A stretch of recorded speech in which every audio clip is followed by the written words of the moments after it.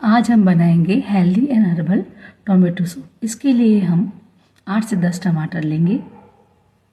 टमाटर लेने के बाद उन्हें गर्म पानी में डाल देंगे ताकि जिससे उनका छिलका आसानी से उतर जाए। देखिए छिलका उतर रहा है। अब ये टमाटर छिलके तैयार हैं।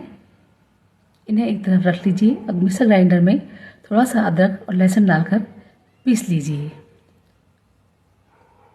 अब पीसने के बाद इसे हम छलनी से इस तरह छानेंगे। इसे हमने हेल्दी इसलिए बोला है, जो आमतौर पर इसमें कॉर्नफ्लोर मिलाते हैं, जो हम नहीं मिलाएंगे। और यह चूँकि इसमें अदरक लहसुन है, इसलिए सर्दी जुकाम में ये आपको फ़ायदा करेगा। So called healthy soup. देखिए छन के इस तरह तैयार है। अब इस सूप में हम गैस पे गरम करेंगे।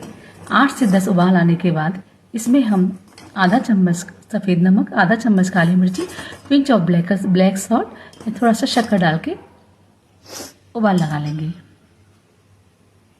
उबाल आने के बाद इसमें कप में डालकर हम बटर डालकर इस तरह से देंगे, जिससे आपको सर्दी जुकाम में फ़ायदा मिलेगा।